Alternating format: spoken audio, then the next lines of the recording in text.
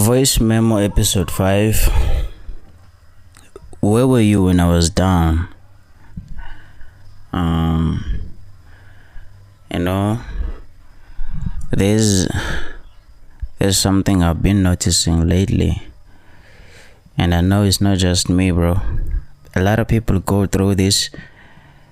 It's that strange moment in life when people start coming back, when things finally start going right for you, when you start winning a little, when things start to look better, and all of a sudden people remember you exist. And the funny thing is, some of those same people were nowhere to be found when life was heavy, when things were quiet, when you were trying to figure out life by yourself. There were no messages, no checkups, nothing. But now suddenly your phone rings. Like ekuseni ringa ngani, skip on. But you can't say that back to them, they're gonna get hurt, you know. Or you get that random message out of nowhere like, hey bro, long time, hope you're good. And sometimes you already know what's coming next, because that's not really a checkup. It's not really a checkup. There's usually a favor hiding behind that message. And look, I'm not saying I'm perfect. I'm not trying to sit here and act like I'm better than anyone. But one thing about me, bro, I could never disappear from someone's life for years and then come back asking for something.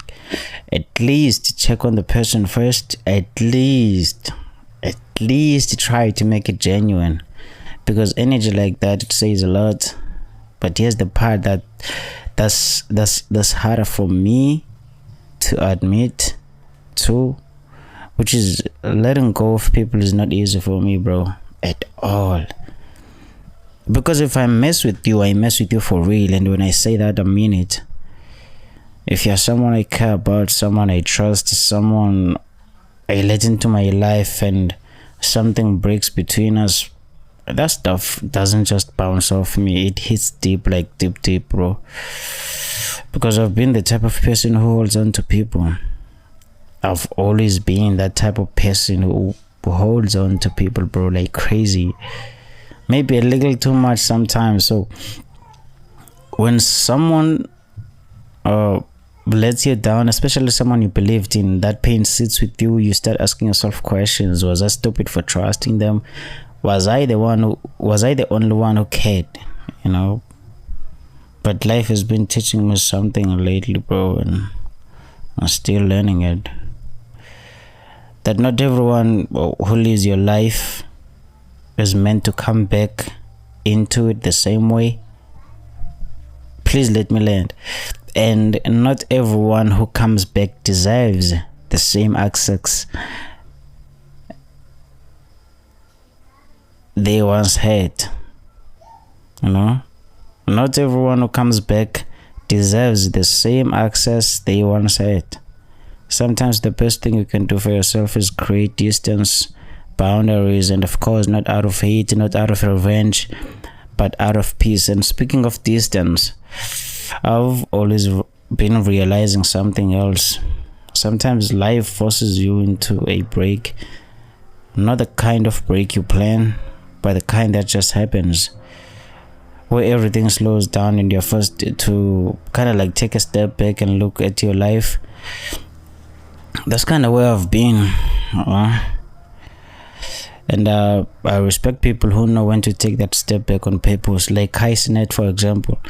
After everything he's been doing with the streams and the grind, he just said he's taking a break, and I respect that.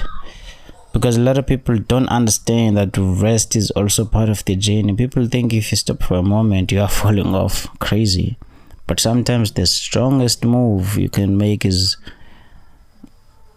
pausing, resetting, breathing, bro. Because life isn't just about running non-stop. Sometimes it's about protecting your energy, protecting your peace, and protecting your heart from people who only remember you when the sun is shining. So yeah, man, I guess this first memo is just a reminder that you should pay attention to who was there when life was quiet, when things were uncertain, when you were not winning yet. Those people, those are the real ones. And as for the others, sometimes the best thing you can do is wish them well. From a distance, of course. You don't wanna be part of their circle no more. Because I believe once you move on from something, you move on. Don't look back. So, yeah, bro. I'm just laying in bed, bro. Just thinking about a lot of things, bro. It's crazy, you know. Just thinking about a lot of things. That's why I think today I sound dark. I'm not even that sad. I think it's because I'm going into work tonight, night shift, and the time now is 2 p.m. So it's crazy. I have to prepare and do all those kind of things. So where were you when I was down? Where were you when I was down?